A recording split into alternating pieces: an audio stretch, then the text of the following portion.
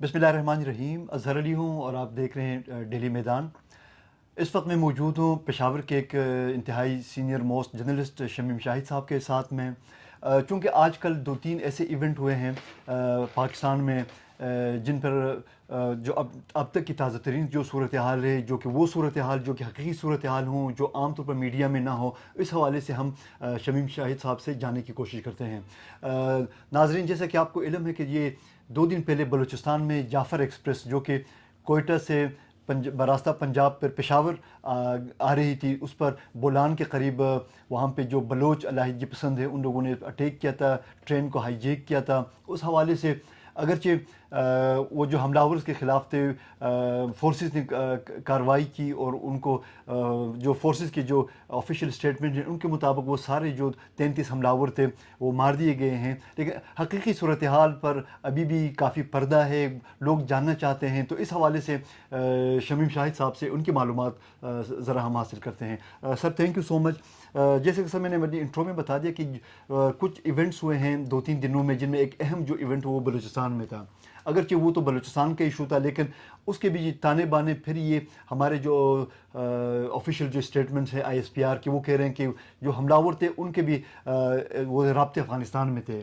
تو یہ وہاں پہ ہوا کیا تھا سر؟ وہ حملہ آور کون تھے؟ ان لوگوں نے مقاصد کیا تھے؟ وہاں سے ان کو کیا ملا؟ آپریشن میں کیا نقصانات ہوئے ہیں؟ سویلین کتنے ہوئے؟ جو فورسز کے بندے تھے، جو حملہ آور تھے، آپ کے پاس کیا اطلاعات ہیں اس حوالے سے؟ شکریہ جی. میں سمجھتا ہوں کہ یہ جو واقعہ ہوا ہے ریل کا، تو اس میں اس کی تو ذمہ داری BLA نے قبول کی تھی. انہوں نے بیانات بھی دیے تھے، اور جو لوگ رہا ہو کے آئے تھے تو انہوں نے بھی یہی کہا تھا کہ بلوچ تھے اور ان کو از خود چھوڑا گیا.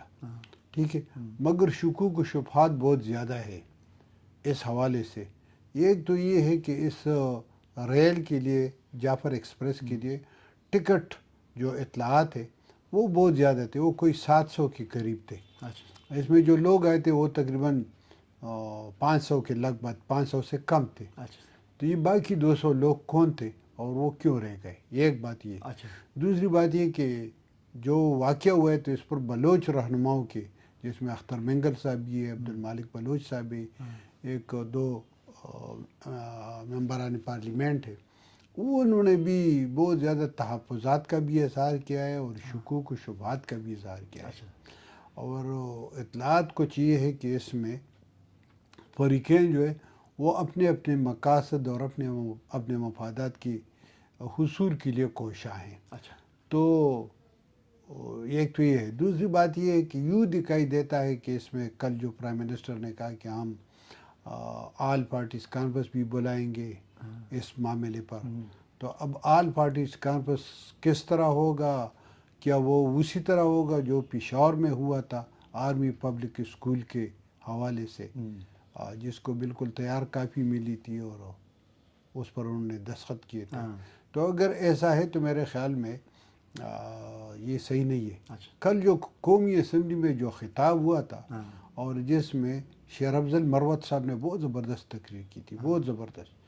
اس نے کہا تھا کہ جب تک فوج پر، حکومت پر، ریاستی اداروں پر عوام کا اعتماد بحال نہ ہو تب تک کچھ بھی نہیں ہو سکتا.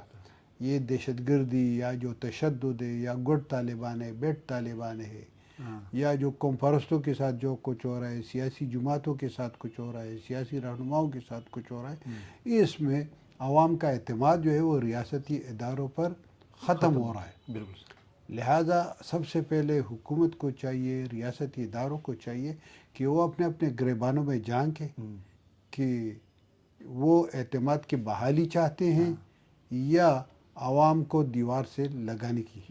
اچھا سر، شمیم صاحب، وہ جو BLA کے جو ابتدائی جو بیانات آئے تھے، وہ جو کہہ رہے تھے، اور جو کچھ جو وہ عینی شاہدین جو کہہ رہے تھے کہ حملہ آور وہ سینکڑوں کی تعداد میں تھے، لیکن جو اب آفیشیل اسٹیٹمنٹ جو ISPR کی جانب سے اب تک جو ہمارے سامنے، وہ کہہ رہے ہیں کہ 33 حملہ آور تھے اور 33 کے 33 یہ مطلب بالکل میں نے آپ کو بتایا کہ شکوک و شبہات بہت زیادہ ہے.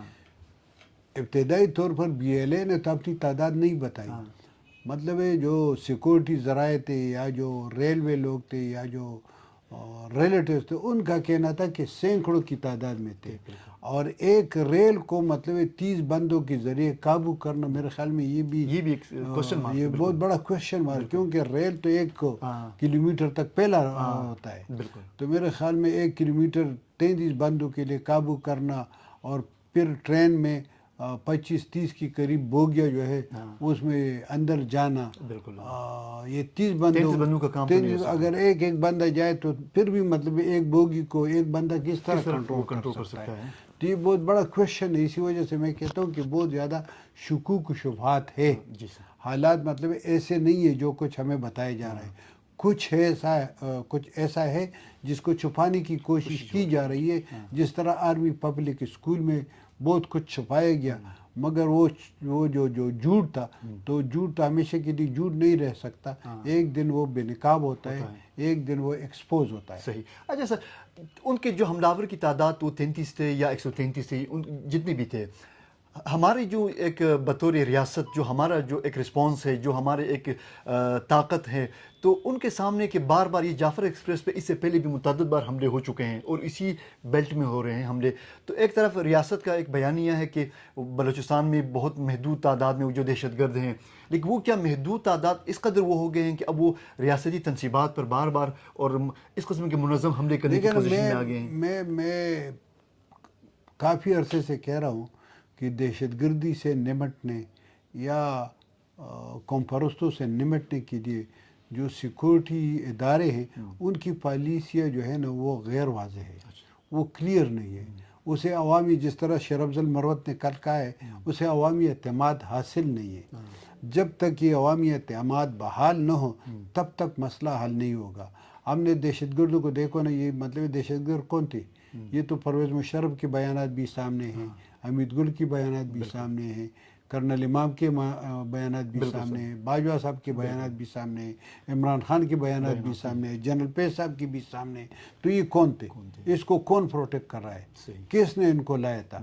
یہ جو اگست 2022 میں آئے تھے، آج مطلب میں کہتا ہوں کہ بہت زیادہ وہ جو لوگ آئے تھے وہ ابھی تک ماٹا میں ہے، ایلم کی پہاڑیوں میں ہے، تورغر میں ہے، نارتھ وزیرستان میں، ساؤتھ وزیرستان میں۔ بالکل۔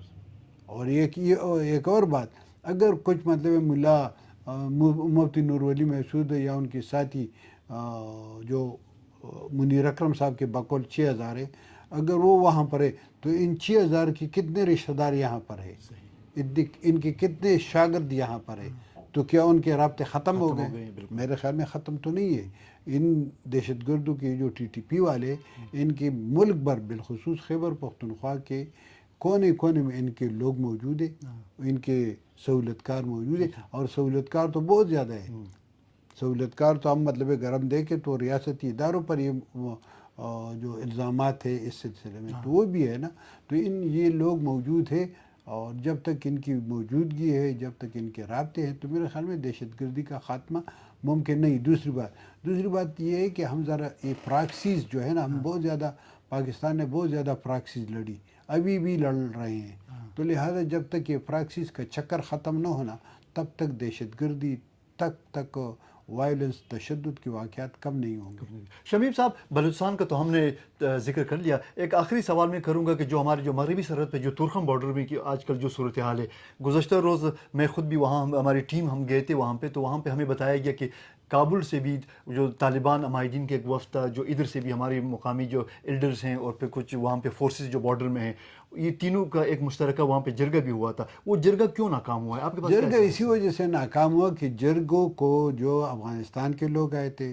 جو پاکستان کے لوگ گئے تھے، تو اس میں کوئی حکومتی عہدیدار نہیں تھا، ان کو مطلب اختیار نہیں ہے۔ جرگہ تب کامیاب ہوگا جب جرگے کو حکومت پاکستان کہہ دے کہ آپ نے جو فیصلہ کیا میں مانوں گا، جب ان کو دوسری طرف سے طالبان کہہ دے کہ میں مانوں گا۔ جب تک اختیار نہیں ہو، جس کو پشتوں میں واک کہتے ہیں، جب تک واک نہ ہو تب تک مسئلہ حل نہیں ہوگا۔ بدقسمت یہ ہے کہ اس وقت جو بارڈر بند ہے نا، اس کی جو نقصانات ہیں وہ ہم اور آپ جیسے لوگوں کو ہوتے ہیں، مزدوروں کو ہوتے ہیں، تاجروں کو ہوتے ہیں، صنعت کاروں کو ہوتے ہیں، ٹرانسپورٹروں کو ہوتے ہیں، ڈرائیوروں کو ہوتے ہیں، جو اس وقت تورخم کی رکھوالی ہے یا تورخم کے اختیارات ہے تو وہ حکومت پاکستان کو ہے، جو نقوی صاحب کو ہے. نقوی صاحب کا کیا کام ہے کہ وہ شنواری کے معیشت کو دیکھے، وہ اس کا تو کام اپنی معیشت کو دیکھنا ہے. اسی طرح طالبان جو ہے، طالبان تو وہاں پر لوگوں کے مسائل حل کرنے کے لیے نہیں آئے، وہ تو کہتے ہیں کہ ہم اسلامی نظام نافذ کریں گے. ان کو عام لوگوں کے مسائل سے، عام لوگوں کی مشکلات سے ان کو کوئی سروکار نہیں ہے. بالکل یہاں پر اب تورخم میں اگر آپ جا کے دیکھیں تو وہاں تورخم میں ملٹری آفیسر جو ہے وہ تمام پنجاب کے ہیں، سرائی کی بیلٹ کے ہیں. جو اہلکار ہے سیکورٹی والے وہ گلگت کے ہیں، وہ چترال کے ہیں، وہ تمام نان پشتون ہیں. ان کو پتہ بھی نہیں ہے کہ ان لوگوں کی کیا مشکلات ہیں، اور یہاں جو اسی قسم کے واقعات ہوتے ہیں تو اس کو کس طرح حل کیا جاتا ہے. ان کو روایات سے علم ہی نہیں ہے. اگر ان کو علم ہوتا تو یہ 2 دن کیا، میں کہتا ہوں کہ 1 گھنٹے کے لیے بند نہیں ہوتا. صحیح سر. اور ماضی میں ایسا ہوا ہے. اب آپ کیا دیکھ رہے ہیں سر، یہ جو موجودہ جو ٹینشن ہے تورخم میں، یہ کب تک رہے گا، یا کہ اس کے آئندہ دنوں میں کمی؟ دیکھیں نا، اس وقت حکومت پاکستان کی یا پاکستان کے مسائل جو ہے نا وہ کچھ عجیب قسم کا ہے. افغانستان کے حوالے سے پاکستان جو ہے نا بہت زیادہ مشکلات کا شکار ہے. ایک تو جتنی بھی دہشت گردی ہو رہی ہے تو اب تمام ادارے، تمام ممالک زیادہ تر الزامات جو ہے نا وہ پاکستان پر لگا رہے ہیں اور پاکستان ہی کو مورد الزام ٹھہرا رہے ہیں. ایک بات. دوسری بات یہ کہ افغان مہاجرین کے لیے یا افغانستان کے لیے جو بیرونی امداد آتا تھا وہ تقریباً بہت زیادہ ختم ہو گیا. اور جو وار آن ٹیرر تھا جس میں پاکستان کا کولیشن پارٹنر تھا، بہت زیادہ امداد مل رہی تھی، وہ بھی ختم ہو گیا ہے. لہذا اس وقت پاکستان جو ہے نا وہ افغانستان کے مسئلے پر کچھ عجیب قسم کی کشمکش کا شکار ہے. اگر وہ پاکستان زیادہ زور دے رہا ہے تو عالمی برادری اس کو کوئی توجہ نہیں دے رہی، اور جو زور دے رہا ہے تو اس سے افغانستان کے لوگ، افغان جو طالبان بھی ہے وہ مزید خفا ہو رہے ہیں. اچھا، تھینک یو سر.